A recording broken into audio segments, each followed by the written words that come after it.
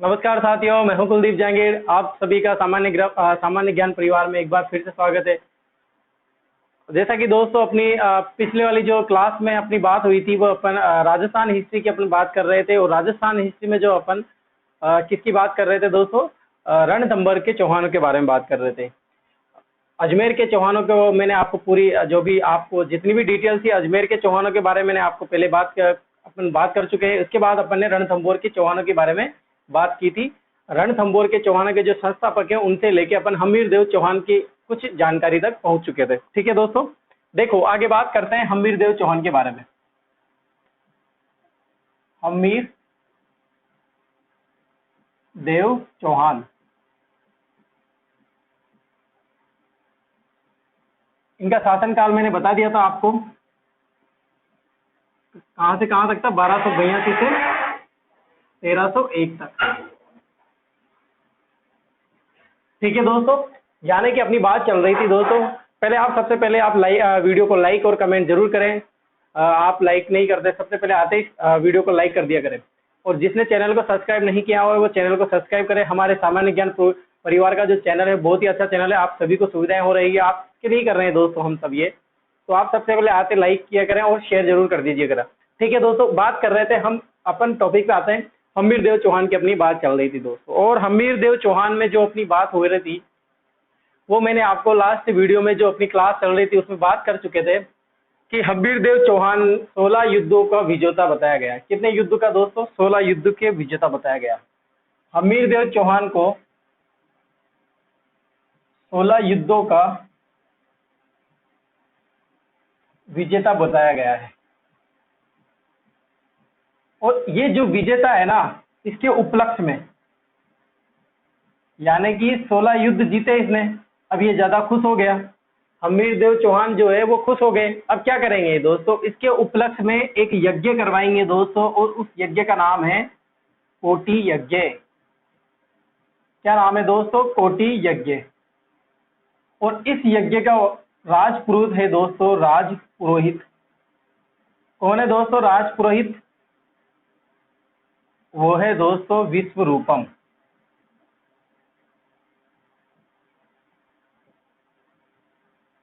ये इसका कौन है दोस्तों? राजपुरोहित है। 16 युद्धों का विजेता बताया गया है। और 17वां जो युद्ध होता है दोस्तों वो कौन सा होता है? रणथंभौर का युद्ध होता है। अलाउद्दीन खिलजी वर्सेस किसके मध्य? हमीरदेव चौहान के मध्य। और हमीरदेव चौहान की यहाँ पे पराजय हो जाती है, वीर गति को प्राप्त हो जाते हैं और वो 17वां युद्ध जो है हार जाते हैं। अब आपसे बात करेंगे दोस्तों हमीरदेव चौहान के बारे में। ठीक है दोस्तों, यहां तक बात हो चुकी थी अपनी। अब देखो बात करते हैं दोस्तों हमीरदेव चौहान के बारे में। दोस्तों हमीरदेव चौहान की और बात करें दोस्तों अपन, तो हमीरदेव चौहान के जैसे व्यवहार की बात करूं मैं आपसे कि इसका किस तरह से नजरिया था, किस तरह का व्यवहार था इसका। तो इतिहासकारों में और ग्रंथों में ऐसा बताया गया है कि हमीरदेव चौहान जो है वो अपनी हठ धर्मीयता के कारण प्रसिद्ध था। यानी कि एक हट थी किसी किसी चीज के लिए, जो कह देता है ना, जैसे वचन दे दिया, तो इसके लिए प्रसिद्ध था वो हट के लिए। यानी कि हट का मतलब होता है दोस्तों ना मानना, यानी कि अड़िग रहना। एक अर्थ निकाले अड़िग लेना। तो यानी कि हमीरदेव चौहान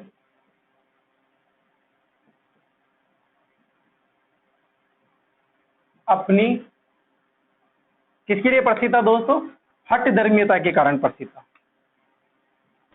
हठ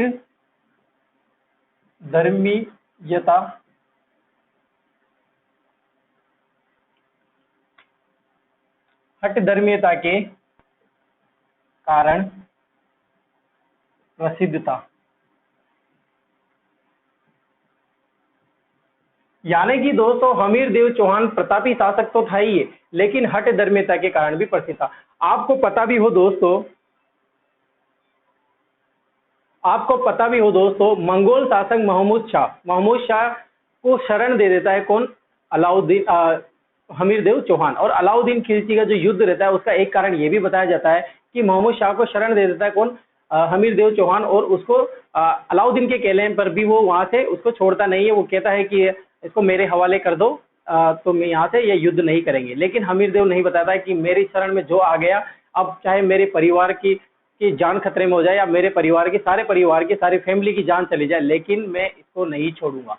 यानी कि हठ धर्मिता का मतलब इस तरह से लिया गया है। ठीक है दोस्तों, इसका जो वर्णन है, इसका वर्णन किसका, हठ धर्मीयता के कारण अलग अलग ग्रंथों में मिलता है कि इतिहासकार अलग अलग बताते हैं। और इसके जो हमीरदेव चौहान के बारे में जो जानकारी मिलती है, मंगोल शासक के बारे में, अलाउद्दीन खिलजी के बारे में, अमीर खुसरो के बारे में, तो ये सब जानकारी किस ग्रंथ से मिलती है?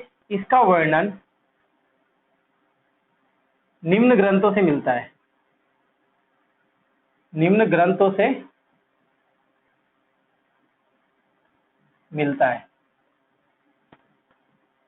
उन ग्रंथों की बात कर लेते हैं दोस्तों। देखो किन किन ग्रंथों, पहले बात करें दोस्तों तो है हमीर महाकाव्य, दूसरा है दोस्तों हमीर हठ, तीसरा है दोस्तों हमीर रासो। इन ग्रंथों से क्या मिलती है दोस्तों? हठ धर्मिता की जो जानकारी मिलती है। और जो किसके बारे में, मंगोल शासक मोहम्मद शाह के बारे में जो जानकारी मिलती है वो भी इन ग्रंथों के बारे में अलग अलग तरह से बताई गई है। हमीर महाकाव्य की दोनों किसने रचना की थी, किसने रचना की इसमें अपन यहाँ पे बात कर लेते हैं। पहले ही बताया था मैंने, कैसे याद करा था दोस्तों, महाकाव्य, महाकाल और हमीर महाकाव्य। महाकाल की क्या है दोस्तों? नयन, नयन चंद्र सूरी। और इसकी रचना किसने की दोस्तों? हमीर हट की रचना किसने करी दोस्तों? तो ये चंद्रशेखर, और हमीर रासो रूस के कहा गया दोस्तों? जोधपुर, यानी कि जोध राज। ये अपन ने बात कही थी। ठीक है दोस्तों, इसके बारे में अगली बार जो आगे बढ़ते हैं अपन बात करते, पहले आप ऐसा करो, इसका स्क्रीनशॉट ले लो।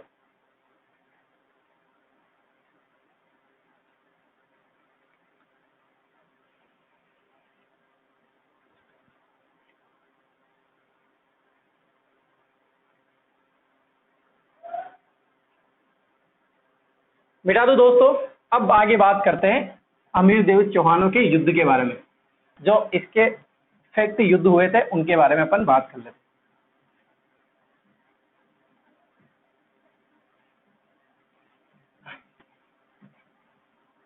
देखो दोस्तों, अब बात करते हैं हमीरदेव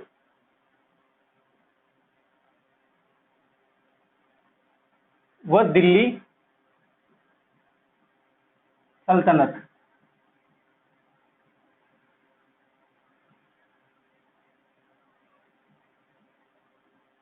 अब किस किस के बीच के संघर्ष की बात कर रहे हैं दोस्तों? अपन दिल्ली की और रणथंभौर के संघर्ष की बात कर रहे हैं। दिल्ली का शासक कौन था और रणथंभौर का शासक कौन था, इनकी बात दोस्तों अपन करने वाले हैं। देखो दोस्तों, हमीर जो है बहुत ही प्रतापी शासक, महान शासक कहलाता है। यानी कि हमीर इतना शासक, महान शासक हो गया था, तो इसकी प्रचंड जो इसकी विख्यात जो है कहाँ कहाँ तक थी? दिल्ली तक थी। तो दिल्ली के शासक भी इनके जो साम्राज्य का जो विस्तार होता जा रहा था, जो इसकी शक्तियों के बारे में जो पता चलता जा रहा था, तो दिल्ली परेशान हो गई थी। तो इसी को रोकने के लिए दोस्तों दिल्ली में क्या चलती है दोस्तों? दिल्ली में और हमीरदेव के बीच क्या होता है? संघर्ष होने लग जाता है। अब दोस्तों बात करें, हमीरदेव कहाँ का शासक था? रणथंभौर का। रणथंभौर का शासक कौन दोस्तों? हमीरदेव। और दिल्ली का शासक दोस्तों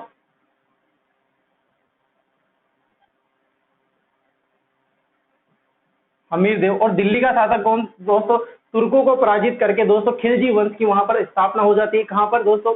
दिल्ली में खिलजी वंश की स्थापना हो जाती है। और खिलजी का जो शासक बनता है वो कौन बनता है दोस्तों? जलालुद्दीन फिरोज खिलजी। जलालुद्दीन फिरोज खिलजी के मध्य ये बात पता चलती है दोस्तों, जलालुद्दीन फिरोज खिलजी की रणथंभौर में हमीरदेव की जो शक्तियां हैं वो बढ़ती जा रही है और साम्राज्य का विस्तार होता जा रहा है। उसको रोकने के लिए दोस्तों क्या करता है जलालुद्दीन फिरोज खिलजी? क्या करता है दोस्तों? आक्रमण कर देता है। कहां पर? रणथंभौर पर। और ये जो आक्रमण होता है दोस्तों असफल आक्रमण कहलाता है, असफल आक्रमण कहलाता है। कब करता है दोस्तों? ये 1291 में। कब करता है दोस्तों असफल आक्रमण? 1291 में। सुनना क्या हुआ था दोस्तों, जलालुद्दीन खिलजी क्या है अपनी शाही सेनाओं को लेकर पहुंच जाता है। कहां पर? रणथंभौर पहुंच जाता है। और पहुंचते पहुंचते सवाई माधोपुर में जैसे ही पहुंचता है तो वो कहां पर पहुंचता है दोस्तों? झाइन पर पहुंचता है। कहां पर पहुंचता है? झाइन, जिसको वर्तमान में क्या बोला जाता है? छाण बोला जाता है। अभी कहां पर स्थित है दोस्तों? ये सवाई माधोपुर में स्थित है। अभी कहां पर पहुंचता है दोस्तों? झाइन पहुंचता है। और झाइन क्या है दोस्तों? रणथंभौर की कुंजी, रणथंभौर दुर्ग की कुंजी भी बोली जाती है झाइन, यानी कि इसको मुख्य द्वार माना जाता है। यहां पर पहुंचता है कौन दोस्तों? जलालुद्दीन मोहम्मद फिरोज खिलजी पहुंचता है। और जलालुद्दीन फिरोज खिलजी का दोस्तों एक सलाहकार रहता है, सलाहकार, उसका नाम रहता है दोस्तों मलिक अहमद। अब ये क्या करता है दोस्तों? अपनी शाही सेना को लेकर कहां पहुंच जाता है? झाइन के यहां पर, यानी कि झाइन पर अधिकार कर लेता है। कौन? झाइन पर अधिकार कर लेता है।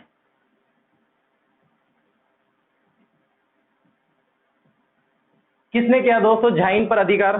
होता क्या है दोस्तों, दोनों के मध्य संघर्ष चलते रहते हैं। जलालुद्दीन जो है इस पर आक्रमण कर देता है और कहां पहुंच जाता है दोस्तों? झाइन के आसपास पहुंच जाता है। झाइन के आसपास कौन पहुंचता है दोस्तों? जलालुद्दीन अपनी शाही सेना को लेकर पहुंच जाता है और इसके आगे नहीं बढ़ पा रहा था वो, यानी कि इसको मुख्य द्वार और इतने संघर्ष करने पड़े कि फिर भी वहां पर काफी टाइम तक ये रहा, लेकिन आगे नहीं बढ़ पाया, निराश हो गया, रोने लग गया। तो ये सब देख रहा था दोस्तों, क्या करे क्या करे, अब समझ में नहीं आ रहा। तो दोस्तों इसका सलाहकार जो है मलिक मोहम्मद इनको समझाता है ऐसे कि जनाब ये क्या कर रहे हो आप, ये मुझे तो नहीं लगता कि अपन इस दुर्ग को जीत लेंगे। अपन तो ऐसा करते हैं यहाँ से निकल लेते हैं, बस ये जो झाइन अपन ने जीता है यही बहुत है, इतिहास में इतना ही नाम लिखेंगे अपने लिए तो बहुत है यही। तो ये मलिक अहमद जो है इसको समझाता है और यहाँ से वो दोस्तों वापस कहाँ लौट जाते हैं? दिल्ली लौट जाते हैं। और लौटते लौटते जब लौटते हैं तो क्या करे, बेइज्जती जैसा हो गया कि रणथंभौर के दुर्ग को नहीं जीत पाया कौन? जलालुद्दीन। तो कुछ तो बोलेगा रणथंभौर के लिए, यानी कि प्रक्षेपण करना दोस्तों, यानी कि अपने में बहुत कमियां है लेकिन अपन अपनी हार का जिम्मेदार किसे ठहराएंगे दोस्तों? दूसरों को बता देंगे। तो ऐसा ही एक वाक्य बोलेगा दोस्तों, और इसने एक वाक्य बोला। किसने? जलालुद्दीन ने वाक्य कहा। वाक्य कहा, क्या कहा दोस्तों बताइए? क्या कहा कि ऐसे ऐसे 10 दुर्गों को, ऐसे 10 दुर्गों को मैं मुसलमान के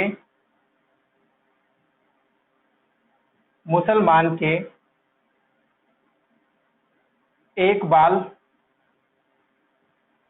के बराबर नहीं समझता। ये किसने कहा दोस्तों? जलालुद्दीन फिरोज खिलजी ने। याद रखना दोस्तों इसका सलाहकार कौन था? मलिक अहमद। मलिक अहमद के कहने पर ही दोस्तों यहाँ से निकल लेता है, खिसक लेता है कि इसको जीत नहीं पाएंगे। और जलालुद्दीन जो है एक वर्ड बोलता है कि ऐसे 10 दुर्गों को मैं मुसलमानों के एक बाल के बराबर भी नहीं समझता या एक बाल के बराबर भी महत्व नहीं देता, इसीलिए जा रहा हूं यहाँ पर कि मुझे कोई जरूरत नहीं है तुम्हारे दुर्ग की और तुम्हारे दुर्ग की मुझे आवश्यकता भी नहीं है। और दोस्तों ये यहाँ से पार्ट खत्म हो जाता है। हमीर देव और दिल्ली सल्तनत यानी कि 1291 का काल जो है वो खत्म हो जाता है और इनके बीच का संघर्ष यहीं पर खत्म हो जाता है। ठीक है दोस्तों, आया समझ में? कोई प्रॉब्लम है यहाँ तक? झाइन पर अधिकार कर लेता है कौन दोस्तों? जलालुद्दीन मोहम्मद खिलजी। और वाक्य क्या बोलता है? ऐसे 10 दुर्गों को। और सलाहकार कौन था? मलिक अहमद। और दोस्तों रणथंभौर का शासक कौन है? हमीर देव चौहान। हमीर देव चौहान की यहाँ पर विजय हो जाती है और असफल जो है, असफल आक्रमण कहलाता है किसका? ये जलालुद्दीन खिलजी का। ठीक है दोस्तों, अब आप इसको लिख लीजिए।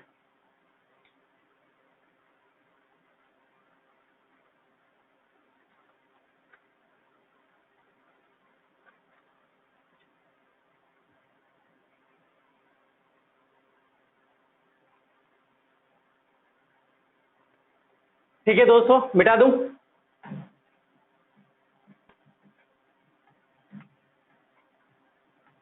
अब देखो दोस्तों अब क्या होता है। अब जो पार्ट आएगा दोस्तों वो काफी ज्यादा इंपॉर्टेंट है और काफी ज्यादा क्वेश्चन पूछे जाते हैं, तो इसी पार्ट में से पूछे जाते हैं जो अब शासक बनेंगे। बात दिल्ली सल्तनत की चल रही है दोस्तों, आगे सुनना क्या होता है। 1291 की बात कर दी दोस्तों मैंने, जलालुद्दीन ने आक्रमण किया, असफल आक्रमण कहलाया। और इसके बाद दोस्तों सन आता है 1296। कौन सा आता है दोस्तों? 1296। 1296 में दिल्ली का शासक कौन बनता है? दिल्ली का शासक बना, कौन बना दोस्तों? अलाउद्दीन खिलजी। नाम सुना होगा दोस्तों आपने, अलाउद्दीन खिलजी शासक बनता है दिल्ली का। कैसे बनता है दोस्तों? जलालुद्दीन खिलजी की हत्या करके शासक बनता है दिल्ली का कौन? अलाउद्दीन खिलजी। कौन रहता है दोस्तों? अलाउद्दीन खिलजी। तो ये किसका दामाद रहता है दोस्तों? दामाद रहता है किसका? जलालुद्दीन खिलजी का, और भतीजा भी रहता है, भतीजा भी रहता है और दामाद भी रहता है। यानी कि जलालुद्दीन खिलजी के भाई का ही पुत्र था कौन? अलाउद्दीन खिलजी। और जलालुद्दीन की बेटी से विवाह कर रखा था किसने? अलाउद्दीन खिलजी ने। और जलालुद्दीन खिलजी को क्या कर देता है दोस्तों? मार देता है, और कहाँ का शासक बन जाता है? दिल्ली का शासक बन जाता है। अब दोस्तों ये भी क्या रहता है, अलाउद्दीन खिलजी दोस्तों बहुत ही प्रतापी शासक रहता है। इसकी नीतियां भी अलग थी, यानी कि नियम कायदे बहुत तगड़े थे इसके, जबरदस्त नियम थे, जबरदस्त इसने लागू कर रखे थे। ये न्याय के प्रति बहुत ही ज्यादा डिसिप्लिन रखता था कि सबको न्याय मिलेगा, हक मिलेगा, जो जो ये ऐसी चीजें रणनीति। दोस्तों ये इंडियन हिस्ट्री का पार्ट है जो अपन वहां पर आगे बात करेंगे। अपन यहाँ पर बात करते हैं अलाउद्दीन खिलजी और हमीरदेव चौहानों के बीच का जो संघर्ष हुआ था, उसका कारण क्या था, और किस तरह का वो जो रणथंबोर का जो युद्ध हुआ दोस्तों, उसकी वजह क्या थी। ठीक है दोस्तों, बात करते हैं इसकी। अलाउद्दीन खिलजी दोस्तों क्या होता है, अलाउद्दीन खिलजी जैसे ही शासक बनता है 1296 में, और बात आती है डायरेक्ट 1299 में। अब क्या होता है दोस्तों, ये इसको भी क्या है, साम्राज्य का जो विस्तार है ना वो बढ़ाना था। और उधर जो है दोस्तों विख्यात कौन होता जा रहा था रणथंबोर में, और पूरे भारत में किसका नाम सबसे ज्यादा आ रहा था, तो वो है हमीरदेव चौहान।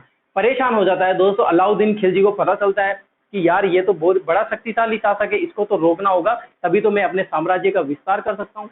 मेन कारण दोस्तों यही रहता है, और इसी के कारण दोस्तों जो रणथंबोर का जो युद्ध होता है 1301 में, वही मेन वजह है दोस्तों। ऐसी बहुत सारी इतिहासकार अलग अलग वजह भी बताते हैं, उनके बारे में अपन बात करेंगे। देखो देखो, एक तरफ कौन है दोस्तों शासक रणथंबोर का, वो है हमीरदेव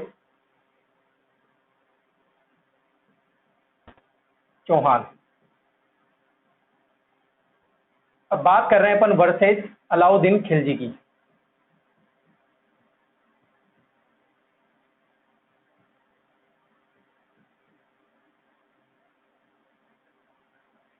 कौन से युद्ध की बात कर रहे हैं दोस्तों अपन? डायरेक्ट युद्ध की बात करते हैं, उसके बीच में युद्ध के कारण भी समझेंगे अपन दोस्तों। तो युद्ध होता है दोस्तों 1299 में और 1301 में। मेन 1301 में दोस्तों युद्ध होता है, लेकिन कारण क्या रहता है, 1299 का कारण रहता है। लेकिन अपन यहाँ पर लिखेंगे 1301 रणथंबोर का युद्ध।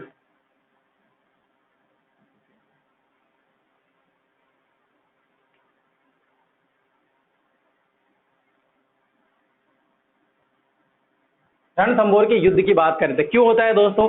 अलाउद्दीन खिलजी की बात करें दोस्तों, अलाउद्दीन खिलजी की ये कारण, युद्ध का कारण क्या है दोस्तों? देखो इधर, युद्ध के कारण,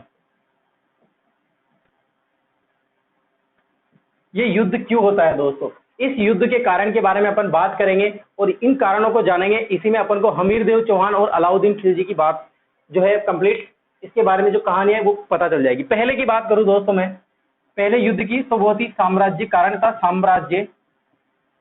साम्राज्यवाद नीति। क्या कारण था दोस्तों? साम्राज्यवाद नीति। होता क्या है दोस्तों, अलाउद्दीन खिलजी जो है वो भी अपना साम्राज्य बढ़ाना चाह रहा था। इतिहासकार दोस्तों हमीर महाकाव्य और हमीर हट में ऐसा बताया गया है कि एक दिन ऐसा होना ही था, इतिहास में एक दिन क्या होना था, ऐसा होना ही था कि आने, अगर मान लो कोई अलग कारण भी होता तो भी कोई दिक्कत नहीं थी, लेकिन एक टाइम में तो ऐसा होना था, क्योंकि हमीरदेव चौहान भी प्रतापी शासक है और अलाउद्दीन खिलजी में भी लालसा थी दोस्तों साम्राज्य बनने की, सम्राट बनने की, पूरा विश्व जीतने की। तो दोस्तों पता चल जाता है, और कहां पर आक्रमण कर देता है दोस्तों? रणथंबोर में आक्रमण कर देता है कौन? अलाउद्दीन खिलजी। पहली कारण यह था साम्राज्यवाद नीति, यानी कि साम्राज्य का विस्तार करना था, साम्राज्य का विस्तार। पहला कारण तो ये हो गया, आया दोस्तों समझ में। एक कारण तो इतिहासकार इसको बताते हैं, और सबसे ज्यादा जो इतिहास का मेन कारण बताते हैं वो यही बताते हैं, साम्राज्यवाद नीति के कारण। दूसरा बताते हैं दोस्तों अपने अपने काका, अपने काका जलालुद्दीन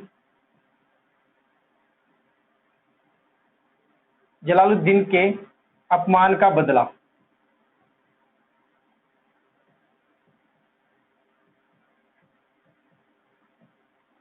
कौन से दोस्तों? अपने काका, कौन दोस्तों? जलालुद्दीन, अपने ससुर बोलो या फिर काका बोलो, जलालुद्दीन खिलजी के अपमान का बदला भी, यही भी कारण हो सकता है दोस्तों। जब ये जैसे ये शासक बनता है तो इसको पता चलता है कि यार मेरे काका ने भी यहाँ पर आक्रमण किया था, लेकिन ये जीत नहीं पाया था, और यहाँ पर असफल आक्रमण करके वापस घर लौट आया था, तो इससे तो मेरे काका की बेइज्जती हो गई थी, हमारे दिल्ली की बेइज्जती हो गई थी। तो ये भी एक कारण हो सकता है दोस्तों। तीसरे कारण की बात करें दोस्तों, तीसरे की बात करें तो है ये है मंगोल। मंगोल शासक मोहम्मद शाह या महमूद शाह।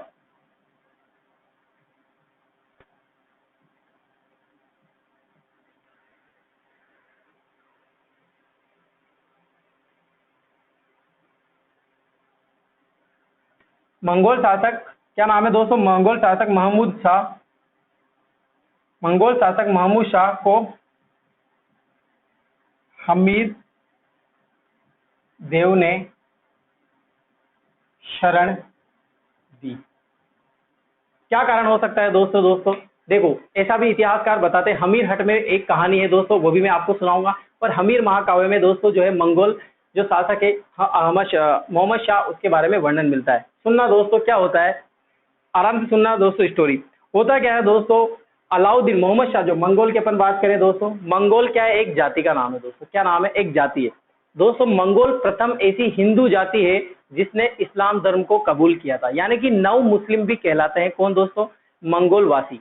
मंगोलवासी क्या कहलाते हैं दोस्तों? नव मुस्लिम भी कहलाते हैं। अभी मैं लिखा दूंगा, कोई टेंशन वाली बात नहीं है। आगे सुनना आप क्या होता है कि जो ये महमूद शाह रहता है हमीर हट के कारण, एक हमीर हट ग्रंथ है दोस्तों, किसने लिखा था दोस्तों? चंद्रशेखर ने लिखा था। हमीर हट में बताते हैं थे कि मंगोल शासक महमूद शाह किससे प्रेम करता था दोस्तों? अलाउद्दीन खिलजी की पत्नी से, जिसका नाम रहता है, मराठा पत्नी रहती है दोस्तों चिमना बेगम। क्या रहती है? चिमना बेगम। चिमना बेगम जो है बहुत प्रेम करती है महमूद शाह से। अब महमूद शाह और चिमना बेगम की प्रेम कहानी दोस्तों किसको पता चल जाती है? किसको पता चल जाती है दोस्तों? किसको पता चलेगी? वो रात में क्या बेड में अलाउद्दीन खिलजी भी सोता रहता था और चिमना बेगम भी सोती रहती थी। चिमना बेगम इधर साइड में फोन पे बातें करती रहती थी। तो पता किसको चल जाता है दोस्तों? ये पता चल जाता है अलाउद्दीन खिलजी को। और अलाउद्दीन खिलजी जो है अपने गुप्तचरों से पता लगाते हैं कि यार ये फोन पे रात भर किससे बातें करती रहती है। और ऐसा पता करने पर दोस्तों उसको पता चल जाता है, व्हाट्सएप पे जो पुरानी डिटेल्स और फोन कॉल वगैरह चेक किए जाते हैं दोस्तों, तो इससे पता क्या चल जाता है कि ये किससे बातें करती है दोस्तों? मंगोल के शासक महमूद शाह, जो हमारा बना गया शासक है, उससे बातें कर रही है दोस्तों। बेइज्जती वाली बात हो गई है, तो अलाउद्दीन खिलजी को हटी नहीं। अलाउद्दीन खिलजी तो आग बबूला हो गया, या तो कि चिमना बेगम को मारे या फिर महमूद शाह को अपमान करे। महमूद शाह के सामने चिमना बेगम के सामने महमूद शाह को खड़ा किया जाए और उसकी गर्दन काट दिया जाए। ऐसा सोचने लगा कौन? अलाउद्दीन खिलजी। और दोस्तों अलाउद्दीन खिलजी के जैसे ही ये पता चल जाता है, अलाउद्दीन खिलजी अपनी शाही सेना को ऑर्डर देता है कि महमूद शाह जहां कहीं भी हो उसको पेश किया जाए मेरे सामने और उसको बंदी बनाकर लाया जाए। दोस्तों ये बात पता चलती है किसको? महमूद शाह को। और महमूद शाह कहाँ पहुंच जाता है दोस्तों? हमीर देव चौहान। और हमीर देव चौहान के बारे में तो मैंने आपको पहले ही बताया कि अपनी हट के लिए प्रसिद्ध था। एक बार जो उसके द्वार पे आ गया उसको शरण तो वो दे गए, फिर कोई माई का लाल भी आ जाए, लेकिन वो किसी के कहने पर क्या करेगा दोस्तों? जाने नहीं देगा। और वो अलाउद्दीन खिलजी के आदेश को क्या है दोस्तों? ठुकरा देता है कि मेरी शरण में आए हुए मेहमान को मैं किसी के हवाले नहीं करता। और दोस्तों क्या हो जाता है? अलाउद्दीन खिलजी आग बबूला हो जाता है और युद्ध की रणनीतियां निभाने लग जाता है दोस्तों। और 1299 में दोस्तों आक्रमण कर देता है। और वहां पर बीते बीते बीते समय हो जाता है दोस्तों 1301। और 1301 में दोस्तों रणथंबोर का युद्ध होता है। ये बात बताई दोस्तों मैंने हमीर हट के अनुसार। किसके अनुसार दोस्तों? हमीर हट के अनुसार। अभी लिखा दूंगा मैं, टेंशन मत लो आप। बिल्कुल ऐसे किताबें लेके बैठे होंगे आप, तो किताबें लेके लिख रहे होंगे, ऐसा नहीं है, कुछ भी लिखने की जरूरत ही नहीं है। मैं जो बोल रहा हूँ आप आराम से समझ में आ रहा होगा दोस्तों, बिल्कुल आराम से समझ में। अब दूसरा कारण दोस्तों क्या होता है कि हमीर महाकाव्य के अनुसार, हमीर महाकाव्य में ऐसा बताते हैं कि जो दिल्ली की शाही सेना है, यानी कि अलाउद्दीन खिलजी की शाही सेना है, वो कहाँ लौट रही होती है दोस्तों? गुजरात से लौट रही होती है। यानी कि गुजरात को लूट के लौट रही थी, अपनी सोने खजाने भर भर के लेके आ रही थी। और ये बात पता चलती है दोस्तों मंगोल शासक किसको? महमूद शाह को। और महमूद शाह जो है अपना हक लेने जाता है कि यार इसमें तो मेरा भी अधिकार है। तो इन दोनों सेनाओं के मध्य क्या हो जाती है? झड़प हो जाती है। कौन सी सेनाओं के मध्य? अरे बताओ कौन सी सेनाओं के मध्य? अलाउद्दीन खिलजी की सेना और महमूद शाह की सेना के मध्य झड़प हो जाती है। और दोस्तों ये बात पता चलती है किसको? अलाउद्दीन खिलजी को। अलाउद्दीन खिलजी, अरे ऐसा क्या उसने, ऐसा कैसे कर लिया? मेरा नौकर होके मेरे साथ बेइज्जती कर दी उसने। तो दोस्तों ये अपनी जो महमूद शाह है वो थोड़ा सा खजाना लूट लेता है और लूट के कहाँ चला जाता है? हमीर देव की शरण में चला जाता है। और हमीर देव जो है एक बार शरण में आ गया तो आ गया, बस फिर क्या है? पत्र लिखवाया किसने दोस्तों? अलाउद्दीन खिलजी ने, और अलाउद्दीन खिलजी को मना कर देता है कौन? हमीरदेव चौहान। हमीरदेव चौहान मना कर देता है कि नहीं, मैं तो ये आपके हवाले नहीं करूंगा। ये भी एक कारण रहता है दोस्तों कि जो 1299 है वो युद्ध करता है, और 1301 में जो है रणथंबोर का युद्ध हो जाता है। ठीक है दोस्तों, आया समझ में? ये कारण बताया मैंने दोस्तों, पहला, दूसरा और तीसरा। इसकी कहानी अभी मैं लिखा भी दूंगा ऐसा कि डिटेल से, कि आपको स्क्रीनशॉट लेने पे कहानी दिमाग में आ जाएगी। अभी दिमाग में बैठी कि नहीं बैठी? आपके दिमाग में बैठ गई ना? चौथा कारण दोस्तों, एक चौथा कारण भी लिख सकते हैं अपन, कि हमीर देव ने अलाउद्दीन खिलजी, एके का मतलब क्या लिखा? अलाउद्दीन खिलजी की सेना को लूटा। अभी बताऊंगा मैं क्या कारण रहा था कि इसकी सेना को लूटा। ठीक है दोस्तों, अभी इसको लिख लीजिए आप, फिर अपन इनके कारण के बारे में भी लिखेंगे। ठीक, पहले लिख लो दोस्तों।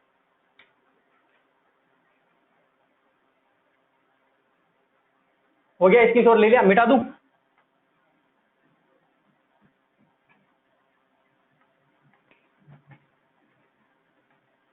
आराम से समझना दोस्तों, आराम से कहानी समझ में आ रही होगा आपको।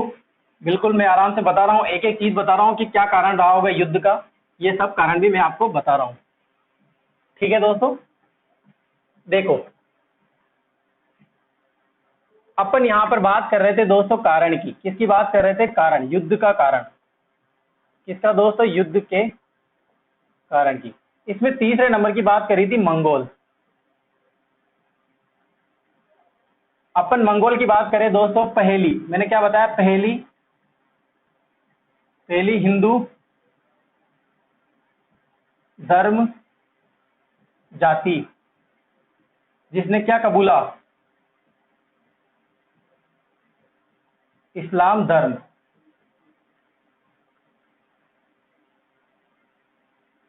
क्या कबूला दोस्तों? इस्लाम धर्म कबूला। और मंगोल का शासक कौन रहता है दोस्तों? शासक कौन रहता है दोस्तों? महमूद, यानी यहाँ का सेना नायक बोल सकते हैं आप। बिठा रखा था सेना पे, सेना नायक था, शासक था, यहाँ का सूबेदार था। कौन दोस्तों? महमूद शाह। ठीक है दोस्तों, महमूद शाह कहाँ का?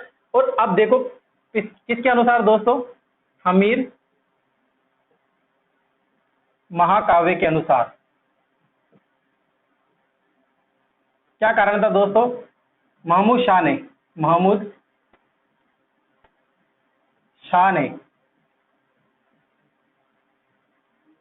किसको लूटा? अलाउद्दीन खिलजी की सेना को।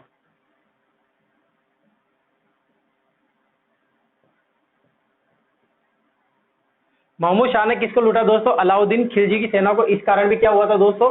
रणथंबोर का युद्ध हुआ था। और हमीर हट के कारण, इसका क्या कारण रहा था हमीर हट ने? कि महमूद शाह, एक तरफ तो कौन है दोस्तों? महमूद शाह, और दूसरी तरफ कौन है दोस्तों? अलाउद्दीन खिलजी। इसकी पत्नी का नाम क्या है दोस्तों? बेगम लिखेंगे यहाँ तो अपन। क्या लिखेंगे? बेगम। इसकी बेगम कौन सी दोस्तों? मराठा बेगम। नाम है दोस्तों ये चिमना। और महमूद शाह क्या है दोस्तों? चिमना से क्या करता था? प्रेम करता था।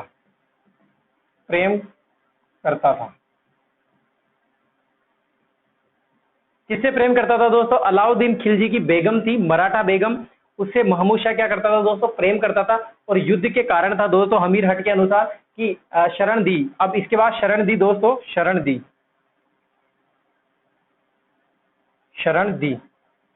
किसने दी दोस्तों? हमीर देव ने। किसने शरण दी दोस्तों? हमीर देव चौहान ने। अब लिख लो आप इसका। अब आया समझ में दोस्तों? क्लियर है? अब लिख लो आप।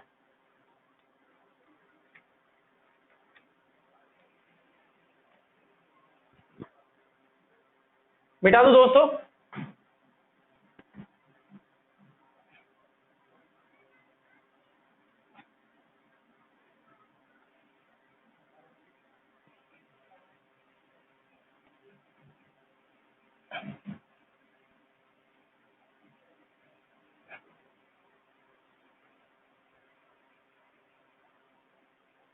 देखो दोस्तों, अब बात कर रहे थे अपन किसकी, 1299 में।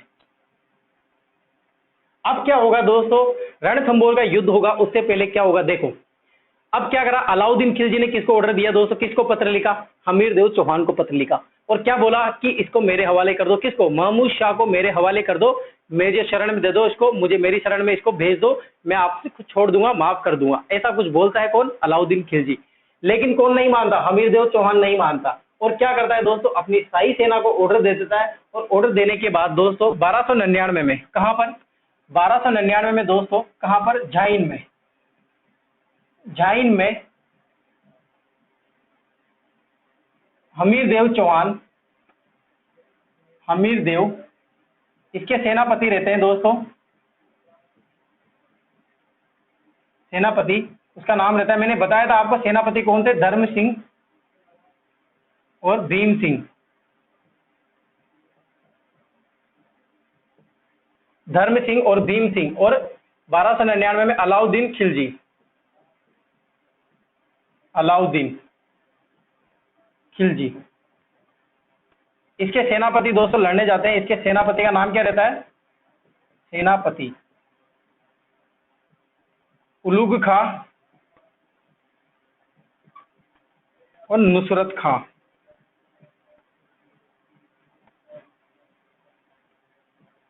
और इधर के सेनापति कौन रहते हैं, धर्म सिंह और भीम सिंह। यानी कि झाइन कर आसपास दोस्तों हमीर देव के चौहान ये कहां से लौट रहे थे दोस्तों, ऑर्डर दे देता है, और कहां पर पहुंचते हैं दोस्तों, झाइन के आसपास पहुंचते हैं, और इनके मध्य दोस्तों झड़प हो जाती है। क्या हो जाती है दोस्तों, झड़प हो जाती है। होता ये दोस्तों कि मोहम्मद शाह जो रहता है, मोहम्मद शाह किसको लूट लेता है, वहां पर चला जाता है लूट के हमीर देव चौहान के पास। कौन मनाता है कि अलाउद्दीन खिलजी बोलता है कि मेरे हवाले कर दो, लेकिन मना कौन कर देता है, हमीर देव चौहान मना कर देता है। और आज्ञा ऑर्डर कौन देगा दोस्तों, हमीर देव अपनी शाही सेना को भेजेगा कहां पर, रणथंभौर पर आक्रमण करने के लिए। और इन दोनों के मध्य दोस्तों युद्ध होता है, इन दोनों के मध्य। यहाँ पर ना हमीर देव जाता है ना अलाउद्दीन जाता है। कौन कौन जाते हैं, इधर से तो उलुग खां जाएंगे और नुसरत खां, और इधर कौन जाएंगे, धर्म सिंह और भीम सिंह। युद्ध हुआ।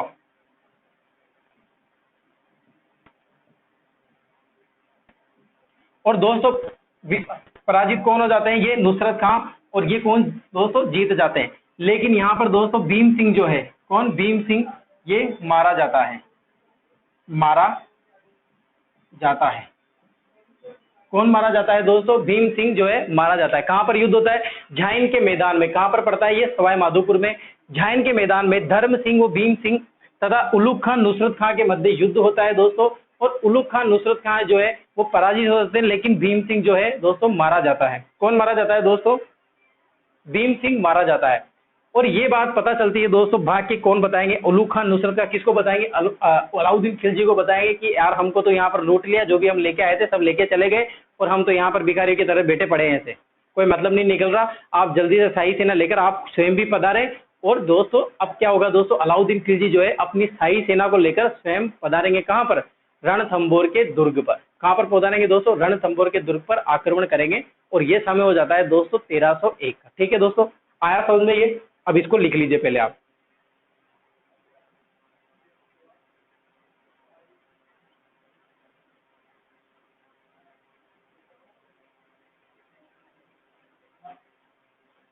मिटा दो दोस्तों। अब क्या होगा दोस्तों, अब अलाउद्दीन खिलजी आक्रमण करेगा कहां पर, रणथंभौर के दुर्ग पर। सभी कारण मैंने बता दिए दोस्तों कि क्या कारण रहा होगा इसका, अलाउद्दीन खिलजी के युद्ध का। अब देखो बात आई कौन सी दोस्तों, 1301। कब की बात आई, 1301। क्या होता है, रणथंभौर का, रणथंभौर का युद्ध होता है। कब होता है दोस्तों, 1301 में होता है। किस किस के मध्य होता है दोस्तों, तो पहले कौन लिखूंगा दोस्तों, जो विजेता रहेगा, यानी कि अलाउद्दीन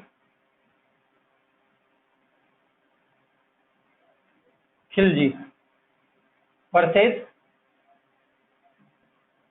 हमीर देव। अलाउद्दीन खिलजी के सेनापति कौन रहते हैं दोस्तों, नुसरत खां, उलुग खां,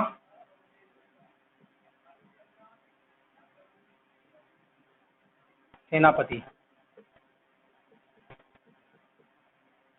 कौन है दोस्तों, उलुग खां और नुसरत खां, नुसरत खां। एग्जाम में क्वेश्चन पूछा जाता है दोस्तों कि अलाउद्दीन खिलजी के सेनापति कौन थे और हमीर देव चौहान के सेना नायक कौन थे। तो उनका नाम आता है दोस्तों, पहले का नाम है रणमल, दूसरा है रतिपाल।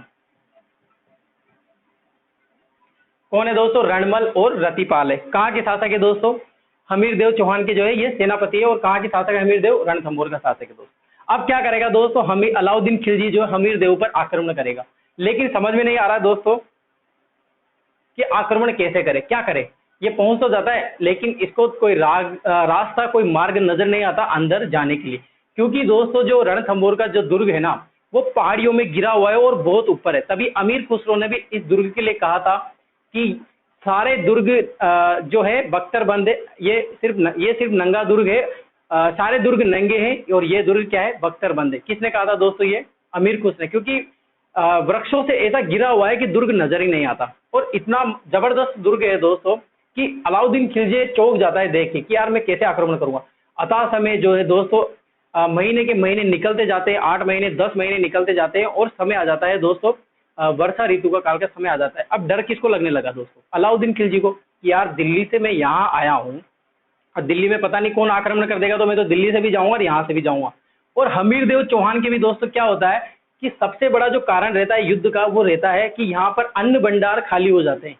किसके दोस्तों, कि एक अन्न भंडार कहाँ तक चलेंगे दोस्तों, 6 महीने 8 महीने, लेकिन अन्न भंडार की कमी हो जाती है। इसलिए इतिहासकार ये भी बताते हैं दोस्तों, एक इतिहासकार अमीर खुसरो भी ये बताते हैं कि 2 सोने के सिक्के दे दो ना तो भी एक अनाज का दाना नहीं मिल रहा था। 2 सोने के बदले, सिक्के के बदले एक अनाज का दाना नहीं मिल रहा था, ऐसी स्थिति हो जाती है हमीर देव चौहान। और यही कारण रहता है दोस्तों कि हमीर देव चौहान जो है वो ये बोलता है कि अब द्वार खोल दिए जाए और युद्ध के लिए सभी तैयार हो जाए। और इधर जो है भाई साहब अलाउद्दीन खिलजी भी क्या सोचते रहते हैं कि यार मैं तो उधर दिल्ली से जाऊं, अब तो आक्रमण करो, जल्दी से जल्दी मुझे कोई मार्ग नजर आए। तो ये भी अलग से दिमाग लगाता फिरेगा, अपना दिमाग लगाएगा कि क्या करे क्या करे। तो इसके दिमाग में दोस्तों क्या आता है, अलाउद्दीन खिलजी के दिमाग में क्या आता है कि किसको पत्र लिखो। जैसे ही द्वार खुलते हैं और ये भाई साहब रणबल और रतिपाल के पास जाता है और रणबल रतिपाल को खरीद लेता है। कौन, अलाउद्दीन खिलजी रणबल रतिपाल को खरीद लेता है। कौन खरीद लेता है, यानी कि रणबल रतिपाल ने क्या किया दोस्तों, विश्वासघात किया, विश्वासघात किया। और अलाउद्दीन खिलजी ने रणबल रतिपाल को अपनी तरफ मिला लिया। अब रणबल रतिपाल जो है क्या करेंगे दोस्तों, हमीर देव के साथ धोखा करेंगे और क्या है, दरवाजे खोल देंगे किले के, और हमीर देव और जो है अलाउद्दीन खिलजी के मध्य दोस्तों जबरदस्त युद्ध होता है और हमीर देव चौहान वीर गति को प्राप्त हो जाते हैं। इनकी पराजय हो जाती है दोस्तों, हमीर देव यहाँ पर पराजित हो जाते हैं और अलाउद्दीन खिलजी जो है यहाँ पर विजय हो जाते हैं और हमीर देव यहाँ पर वीर गति को प्राप्त हो जाते हैं, वीर गति को प्राप्त हो जाते हैं। ठीक है दोस्तों, ये बात हुई कौन सी, ये बात हुई दोस्तों रणथंभौर के युद्ध की। कब हुआ था, 1301 में। किस किस के मध्य हुआ था, अलाउद्दीन खिलजी व हमीर देव के मध्य। रणबल रतिपाल दोस्तों क्या करते हैं, विश्वासघात करते हैं, किसके साथ, हमीर देव के साथ। और दोस्तों अलाउद्दीन खिलजी सेनापति रहते हैं उलुग खां और नुसरत खां। और इस युद्ध में दोस्तों नुसरत खां है जो है वो क्या है, मारा जाता है। क्वेश्चन पूछा जाता है दोस्तों कि अलाउद्दीन खिलजी के सेनापति कौन सा मारा जाता है, मारा जाता है। कौन मारा जाता है दोस्तों, नुसरत खां मारा जाता है। इस युद्ध में लड़ते लड़ते वीर गति को प्राप्त हो जाता है और अलाउद्दीन खिलजी की यहाँ पर विजय हो जाती है। अब दोस्तों बात करते हैं अपन कि इस युद्ध में विद्वान अमीर खुसरो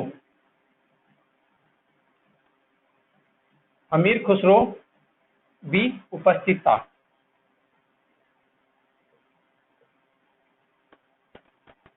कौन दोस्तों, अमीर खुसरो भी उपस्थित था।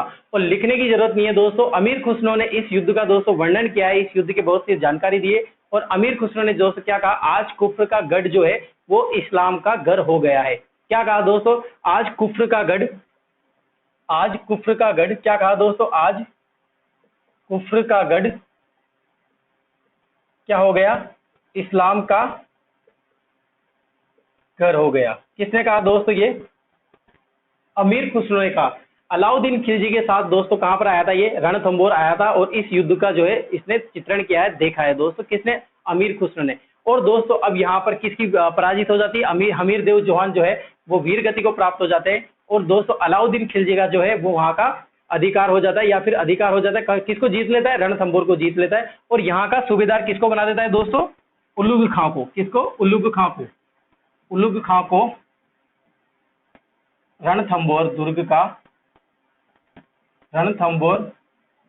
दुर्ग का सूबेदार बनाया। किसको बनाया दोस्तों? उल्लुग खां को। याद रह जाएंगे दोस्तों। इस जो बोर्ड में जो अभी लिखा हुआ है ना, इसमें 5 क्वेश्चन नजर आते हैं, 5 या 6 क्वेश्चन। पहले क्वेश्चन दोस्तों देखें, वो एक बार फिर से बताता हूं, फिर टॉपिक को खत्म करेंगे। यहाँ से रणथंभौर चौहान खत्म हो जाएगी। अलाउद्दीन खिलजी हमीर देव के मध्य 1301 में दोस्तों क्या होता है? रणथंभौर का युद्ध होता है।